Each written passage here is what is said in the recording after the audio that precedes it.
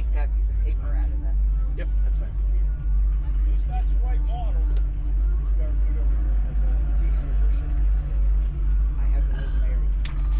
I got someone gave me the knob and I put it on there, so I had a big T-handle shifter on a Dodge Air. The little ball shifter as well. Yep. It was just a little ball with the 1, 2, 3, 4 reverse. That was a 4-speed though. That always good. I never thought of it. First 3 years I think they were only 4. Yeah, you always say take the 3 speed. That's fun. You know, 4 shift. Oh, you didn't know the front-wheel drive cars were 4 or 5.